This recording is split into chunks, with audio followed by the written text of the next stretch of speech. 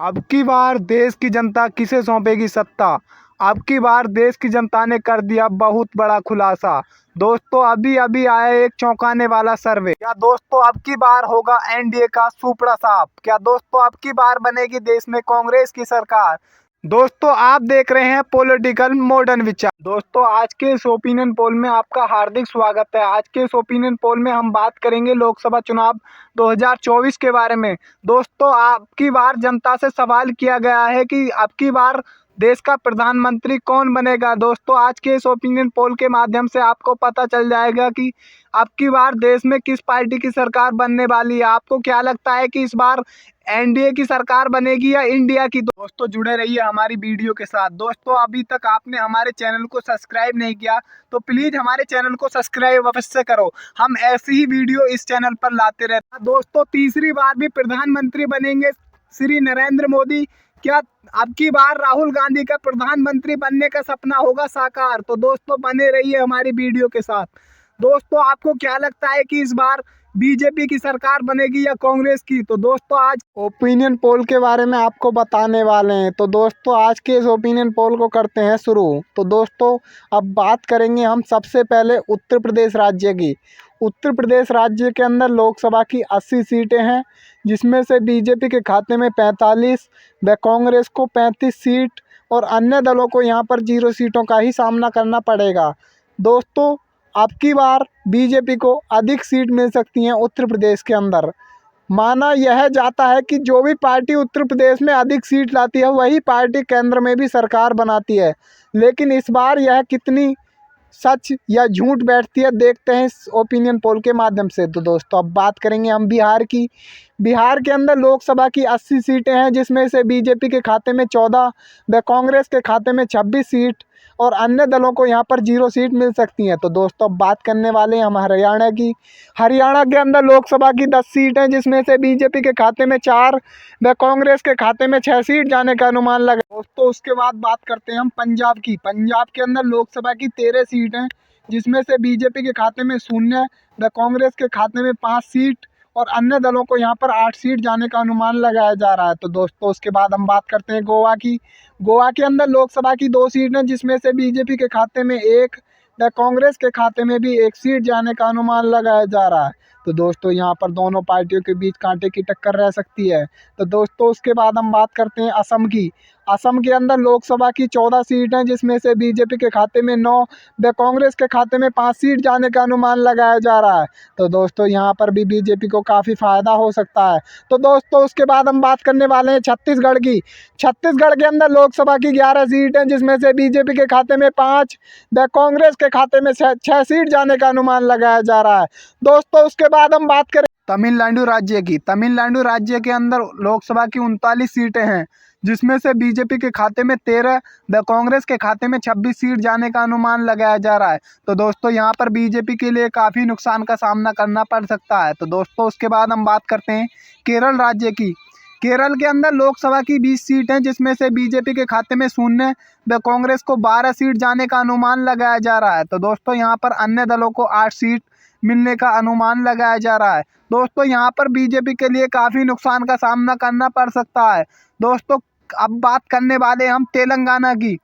तेलंगाना के अंदर लोकसभा की 17 सीट हैं, जिसमें से बीजेपी के खाते में 4 व कांग्रेस के खाते में 13 सीट जाने का अनुमान लगाया जा रहा है। तो दोस्तों यहाँ पर भी बीजेपी को काफ़ी नुकसान का सामना करना पड़ सकता है। दोस्तों यहाँ पर अन्य दलों का तो कोई खाता ही नहीं खुल पाएगा। दोस्तों उसके बाद हम बात करते हैं मणिपुर राज्य की। मणिपुर राज्य के अंदर लोकसभा की 2 सीट हैं, जिसमें से बीजेपी के खाते में 0 व कांग्रेस के खाते में 2 सीट जाने का अनुमान लगाया जा रहा है। दोस्तों यहाँ पर भी बीजेपी को काफ़ी नुकसान का सामना करना पड़ सकता है। दोस्तों उसके बाद हम बात करते हैं मध्य प्रदेश की। मध्य प्रदेश के अंदर लोकसभा की 29 सीट हैं, जिसमें से बीजेपी के खाते में 7 व कांग्रेस के खाते में 22 सीट जाने का अनुमान लगाया जा रहा है। दोस्तों यहाँ पर भी बीजेपी को काफ़ी नुकसान का सामना करना पड़ सकता है। दोस्तों उसके बाद हम बात करते हैं त्रिपुरा की। त्रिपुरा के अंदर लोकसभा की 2 सीट हैं, जिसमें से बीजेपी के खाते में 1 व कांग्रेस के खाते में भी 1 सीट जाने का अनुमान लगाया जा रहा है। दोस्तों यहाँ पर दोनों पार्टियों के बीच कांटे की टक्कर देखने को मिल सकती है। दोस्तों उसके बाद हम बात करते हैं जम्मू कश्मीर की। जम्मू कश्मीर के अंदर लोकसभा की 6 सीट है, जिसमें से बीजेपी के खाते में 3 व कांग्रेस के खाते में भी 3 सीट जाने का अनुमान लगाया जा रहा है। तो दोस्तों यहाँ पर दोनों पार्टियों के बीच कांटे की टक्कर देखने को मिल सकती है। दोस्तों अब बात करेंगे मेघालय राज्य की। मेघालय के अंदर लोकसभा की 2 सीट हैं, जिसमें से बीजेपी को 0 व कांग्रेस को 2 की 2 सीट जाने का अनुमान लगाया जा रहा है। तो दोस्तों यहाँ पर बीजेपी के लिए काफ़ी नुकसान का सामना करना पड़ सकता है। तो दोस्तों उसके बाद हम बात करते हैं अरुणाचल प्रदेश की। अरुणाचल प्रदेश के अंदर लोकसभा की 2 सीट हैं, जिसमें से बीजेपी के खाते में 1 व कांग्रेस के खाते में भी 1 सीट जाने का अनुमान लगाया जा रहा है। तो दोस्तों यहाँ पर दोनों पार्टियों के बीच कांटे की टक्कर देखने को मिल सकती है। दोस्तों अब अगला राज्य झारखंड के बारे में बात करते हैं। झारखंड के अंदर लोकसभा की 14 सीट हैं, जिसमें से बीजेपी के खाते में 7 व कांग्रेस के खाते में भी 7 सीट जाने का अनुमान लगाया जा रहा है और अन्य दलों को यहाँ पर 0 सीटों का सामना करना पड़ेगा। दोस्तों यहाँ पर दोनों पार्टियों के बीच कांटे की टक्कर देखने को मिल सकती है। दोस्तों अब बात करेंगे राजस्थान की। राजस्थान के अंदर लोकसभा की 25 सीट हैं, जिसमें से बीजेपी के खाते में 17 व कांग्रेस के खाते में 8 सीट जाने का अनुमान लगाया जा रहा है। दोस्तों यहाँ पर भी बीजेपी को काफ़ी फायदा हो सकता है। दोस्तों अब बात करने वाले हैं गुजरात की। गुजरात के अंदर लोकसभा की 26 सीट हैं, जिसमें से बीजेपी के खाते में 18 व कांग्रेस के खाते में 8 सीट जाने का अनुमान लगाया जा रहा है और अन्य दलों को यहाँ पर 0 सीटों का सामना करना पड़ेगा। तो दोस्तों यहाँ पर भी बीजेपी को काफ़ी फायदा हो सकता है और कांग्रेस के लिए काफ़ी नुकसान का सामना। तो दोस्तों अब बात करने वाले हम दिल्ली की। दिल्ली के अंदर लोकसभा की 7 सीट हैं, जिसमें से बीजेपी के खाते में 3 व कांग्रेस के खाते में 4 सीट जाने का अनुमान लगाया जा रहा है। दोस्तों अन्य दलों को यहाँ पर 0 सीटों का सामना करना पड़ सकता है। तो दोस्तों अब बात करेंगे हम हिमाचल प्रदेश की। हिमाचल प्रदेश के अंदर लोकसभा की 4 सीट हैं, जिसमें से बीजेपी के खाते में 2 व कांग्रेस के खाते में भी 2 सीट जाने का अनुमान लगाया जा रहा है। दोस्तों यहाँ पर दोनों पार्टियों के बीच कांटे की टक्कर देखने को मिल सकती है। दोस्तों अब बात करने वाले हैं हम उड़ीसा की।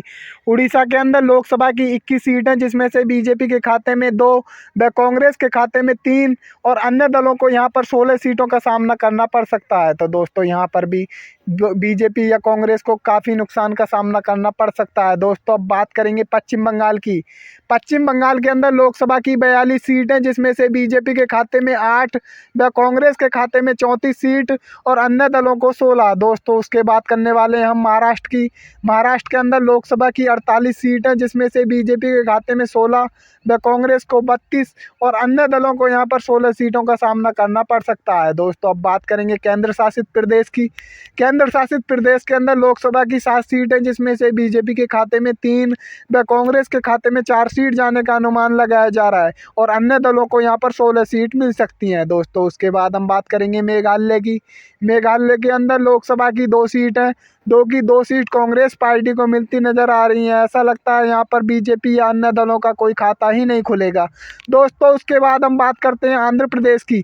आंध्र प्रदेश के अंदर लोकसभा की 25 सीट है, इसमें से बीजेपी के खाते में 0 व कांग्रेस के खाते में 10 और अन्य दलों को यहाँ पर 15 सीट मिलने का अनुमान लगाया जा रहा है।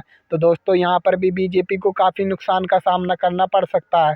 तो दोस्तों अब बात करने वाले हैं हम लोकसभा की कुल सीटों की। 543 सीटों में से बीजेपी के खाते में 204 व कांग्रेस को 286 और अन्य दलों को 53 सीट मिल सकती हैं। दोस्तों अभी तक जो सर्वे निकल कर आया है, उस सर्वे के अनुसार कांग्रेस बीजेपी से काफ़ी आगे निकल चुकी है। दोस्तों यदि आपने अभी तक हमारे चैनल को सब्सक्राइब नहीं किया तो प्लीज़ हमारे चैनल को सब्सक्राइब अवश्य कर लें।